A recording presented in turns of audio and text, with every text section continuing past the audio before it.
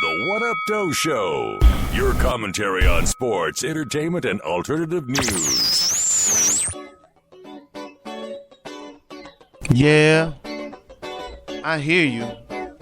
I hear you. Hey, it's the What Up Doe, the What Up Doe, the What Up Doe Show. Yo, what up, though, y'all? What's going on? It's your boy T. Wilson. I am live on a Monday morning. Yes, indeed, it is again a Monday morning. Welcome to a new week and a new opportunity to get it right again, y'all. We're going to have a good, productive week this week. Me, you, and each and everybody next to you. That's what I'm saying. We're going to all have a great, productive week. We're going to look out for one another. We're going to look out for ourselves, and we're going to look out for our families. That is what it's all about, y'all. So let's go on and move on. We got a lot of birthdays. I got a real good friend of mine. We go way back, man. She used to live down the street from me, right up the block. The beautiful Miss Kim Hinton. Happy birthday, Kim. Also, I have the beautiful Tara Roberts, Mr. David Stunts, comedian Mike Larry. What's going on, man? And Glenn Butler, Pamela Wilson, no relation. And last but certainly not least, a real good friend of mine. We go way back to when we were kids, man. I've known him as long as I can remember ever knowing people. We used to have a band back when we were kids called Cootie and Cootie. That's an inside joke. He'll get that one. But straight up, he's a musician, and we used to do a lot of stuff together, man. We go way back. This is my knuckle dog. Big up to my boy Greg Lloyd Campbell, man. Greg Campbell, happy birthday. So that's everybody. So happy birthday to all of y'all. And yo, I can't let this go, man. I can't let it go like that. I got one more birthday. It's extremely special to me, as special as birthdays get. Today is also my father's birthday. Today my father's turned 87 years old. So happy birthday to my father, man. I love you, and I thank you. I appreciate everything, even the hard times, man. The hard lessons have been just as valuable to me as the good times. So happy birthday to you, Dad, and that's real talk. Now, on that note, let's get this party started. What Up Doe Sports? A Texan fan, stop complaining about Arian Foster because without him, your team sucks. And I mean that. Houston fell hard yesterday to the lowly New York Giants. Y'all let the Giants just blow y'all out. Like 30-17. Really? I know Texan fans are nervous right now. This is like reminiscent of a year ago. I was just having this conversation, too. It's funny because they were talking schmack because my 49ers lost last week and the Lions lost. And, we going to the Super Bowl. We 2-0. And I had to remind them, a year ago, how did y'all start? Anybody remember? Anybody? Yeah, a year ago, they started off 2-0, and they didn't win another game. I know they nervous now. Because they got their ass beat yesterday. The Lions, on the other hand, the defense stepped up and scored more points than the offense. Big up to my boy Johnny Jab Malone. He runs a site called Southwest Fantasy Football Group, SW Fantasy Football Group, actually. He's a big fan of Detroit Lions, and he always has this debate with me over what's more important, the defense or the quarterback, and he's a Matt Stafford guy. And I told him that defense. Well, the defense stepped up yesterday. They scored more points than your boy Stafford. Despite linebacker Steven Tulloch's embarrassing injury.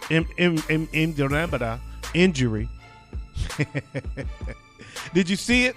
Did you see the embarrassing injury? It was actually pretty funny. Following a sack, linebacker Steven Tulloch ran around the field to celebrate and injured his knee. It's pretty funny. Look up the video. It's out there. Actually, it's on the What Up Doe page, facebook.com/What Up Doe Show. However, the Lions pulled out an upset victory, 19-7 over the Packers. Their second straight win over Green Bay. That's the first time they beat Green Bay 2 in a row in a long time, man. Maybe they're turning the corner. The Seahawks survived the Bronco comeback, winning the Super Bowl rematch last night in overtime, 26-20 on a Marshawn Lynch touchdown. That was payback. The Lynch touchdown was payback for Lynch's third quarter run when Broncos safety T.J. Ward ripped out one of his dreadlocks. Ow. Put my hair, man. What Up Doe Entertainment. When you need a calm, soothing voice to get you through a traumatic event, you don't necessarily think of Mike Tyson, but that's what a motorcycle crash victim got. Ryan Chesley was on his way to Las Vegas this week when a cab cut him off on the freeway, sending him flying off his chopper. Mike Tyson saw the whole thing. He slammed on his brakes and stopped traffic. And mindful that the victim might be in shock, Tyson kept him calm until paramedics arrived. Chelsea, who has broken bones, muscles, ligaments, nerve damage, and needs shoulder surgery, says he's sending Tyson a thank you note and a fruit basket. I was just doing my duty. To society. It was pretty bad. I couldn't believe the guy kept going. The hackers had a big weekend of releasing nude photos of celebrities over the weekend. This weekend, nudie flicks was flying all over the internet. Nude flicks of celebs included Rihanna, Kim Kardashian, Megan Good, Amber Heard, and Gabrielle Union, just to name a few. They went on a rampage. Gabby said she's calling the FBI. Megan said, I'm appalled. You all know how I feel about my titties. Rihanna and Kim didn't say a word. They already have naked flicks readily accessible. All you got to do is Google them. So to them, it's like, whatever. Now word is men in Hollywood are now nervous. They will be targeted next. But who wants to see that shit? What Up Doe News. In Los Angeles, California, a new startup is delivering marijuana-infused pizzas to medical marijuana patients. Stoned Oven Gourmet Pizzas makes personal pizzas about 6 inches in diameter that contain 250 milligrams of THC. You must have a valid medical marijuana card to get the pizza, but if you do, you can get the marijuana pizza delivered right to your door. Aside from delivery, they're also baking pizzas for over 20 marijuana dispensaries around Los Angeles. The company claims it is the strongest medicated pizza that you can find in the world. The company that makes the pizzas also makes an assortment of other marijuana-infused baked goods, cookies, brownies, and buttered toast. They say this is the best invention in the world because you can get the munchies and satisfy the munchies at the same damn time. Beautiful.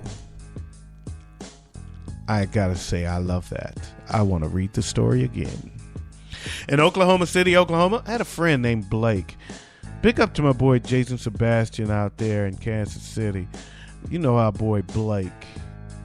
He bakes a lot of goodies. He's very good at this. This would be a good business for him. I'm sorry. I was going back to the wheat brownies. Or the wheat pizza, should I say. In Oklahoma City, by the way, Peyton Manning has said now since marijuana is legal in Colorado, his Papa John's Pizzeria is booming. In Oklahoma City, Oklahoma, I'm going to do it for real this time. Police said they arrested a man spotted wearing only a bag on his head while getting amorous with a bundle of women's panties. I think he had just had a 6-inch wheat pizza. Officers responded Wednesday afternoon to a report of a naked man lying face down on the ground with a bag over his head, and they arrived to find Jonathan Leon Waledo on the ground behind a fence. For those that don't know what getting amorous with a bundle of panties mean, getting amorous means he was having sex. He was getting frisky with a bundle of panties. Waledo had a bag and some women's underwear on his head, and he was committing a sex act with another fistful of undergarments. In other words, he was jacking off with panties. Waledo attempted to flee officers, but he was caught and arrested on a public indecency charge and for theft of an old lady's panties who has a disease treatable only by marijuana pizza. He ate her pizza, stole her panties, and jacked off in them. He didn't do all of that, but, you know, it's the weed pizza thing. I'm still thinking about it.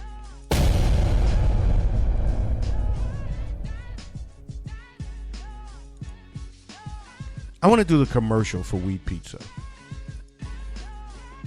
I really do.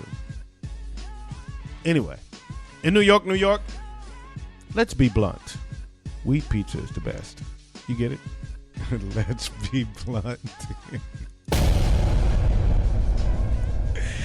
A survey of U.S. adults suggests nearly 10% have gone to work high on marijuana on at least one occasion.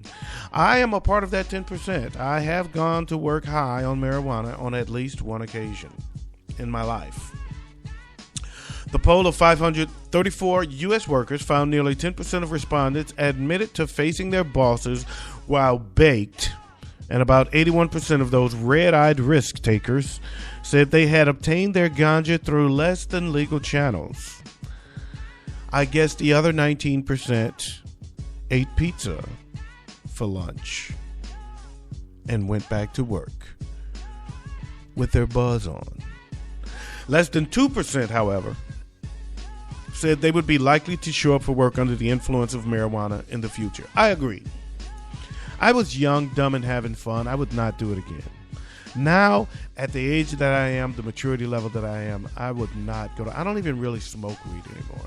Actually, I'm just not against it, but I'm not a weed head. Like I did before when I was young. I did it. I would never do that now. It's stupid, and especially with the job I do now, I face the public. I have to sit in front of people and try to make sense of something. No way could I do that high. I would be the worst person in the world to face. It was a stupid thing to do, but I was young and dumb, like I said, and I would not do that now. Anyway, it's time for your What Up Doe movie review. Last night I watched another 30 for 30. I love the ESPN 30 for 30s. Have you figured that out yet? You should have figured that out by now because I've said it about 30 to 31 times.